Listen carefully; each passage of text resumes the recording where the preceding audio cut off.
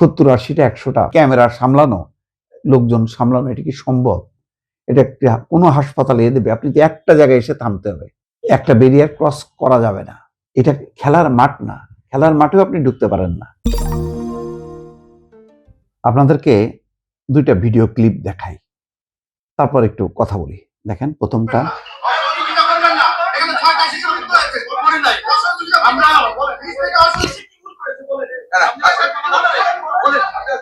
আমি যখন আমি বলি আমাকে বলতে দেন যখন এরকম ভালো হয় না না আপনার মাইন্ড হয়ে যাবে আমাকে বলতে দেন যখন রুম খোলা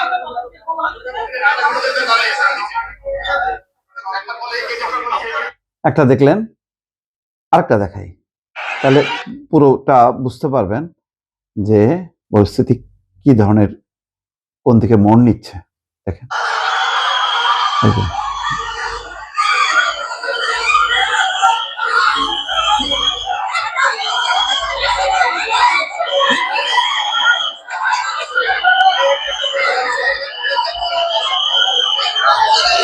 এই আদ্দিন হাসপাতালকে কেন্দ্র করে এই 2টা ক্লিপ আপনাদেরকে দেখালাম। এর থেকে আমাদের শিক্ষণীয় কি? সাংবাদিকদেরকে ধাওয়া করেছে, মন্ত্রী গেছে পরিদর্শনে, সাংবাদিকরা গেছে, কিন্তু দেখেন একটা জিনিস, বাড়াবাড়িটা কিন্তু খারাপ। একটা ঘটনা ঘটেছে, খুবই অমানবিক ঘটনা। 6টা শিশুর মৃত্যুর পর ওই হাসপাতালের পুরো চিকিৎসা ব্যবস্থাটা কেমন, এটার জন্য একটা তদন্ত হয়েছে, সরকার তদন্ত করছে। তারপরে সেখানে মন্ত্রী পরিদর্শনে গেছেন, যে তারপরে বিস্কুট ফ্যাক্টরি দেখা গেছে উপরে।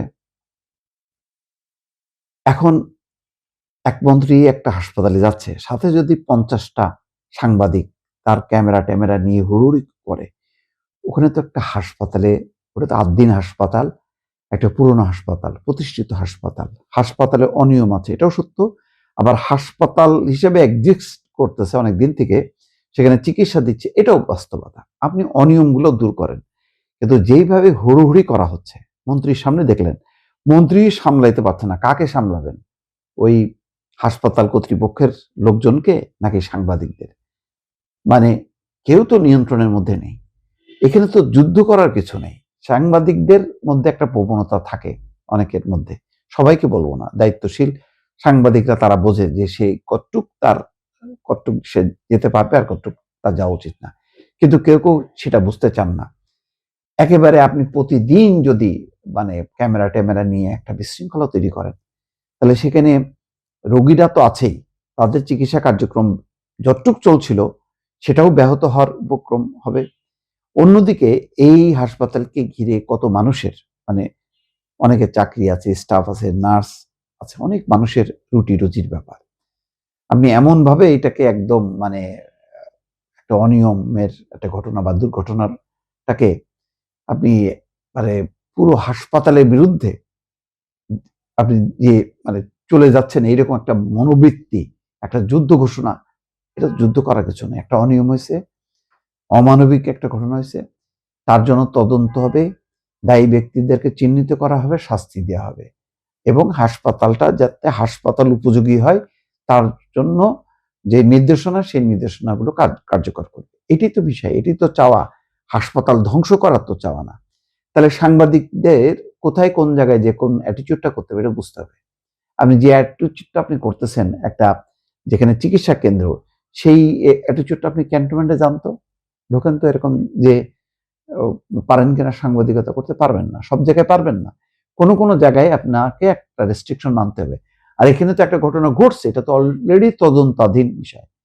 এখন মন্ত্রী পরিদর্শন করছে বলে আপনি একেবারে হুড়মুড় করে এত 30-32টা চ্যানেল, তারপরে প্রত্যেকটা পত্রিকার এখন মাল্টিমিডিয়া আছে, তার মনে করেন 70-80টা 100টা ক্যামেরা সামলানো, লোকজন সামলানো, এটা কি সম্ভব? এটা কোনো হাসপাতালে দেবে, আপনি তো একটা জায়গায় এসে থামতে হবে, একটা ব্যারিয়ার ক্রস করা যাবে না। এটা খেলার মাঠ না, খেলার মাঠেও আপনি ঢুকতে পারেন না। খেলোয়াড়রা চলে যাওয়ার পর আপনি হয়তো ভিড় করতে পারেন, কিন্তু সেটাও নিয়ন্ত্রিত। ফলে সাংবাদিকদেরও বোঝা দরকার যে হাসপাতাল, আদ্দিন হাসপাতালের অনিয়ম, বিশৃঙ্খলা, তারপরে যেই স্বাস্থ্য বহির্ভূত কর্মকাণ্ড, সেইটা প্রতিরোধ করা দরকার। ওইটা করতে যে যাতে হাসপাতালটা অ্যাজিট প্রতিষ্ঠানটা যাতে ধ্বংস না হয়, সেইটাও মাথায় রেখে সাংবাদিকতা করা উচিত। এইটুকুই বলবো।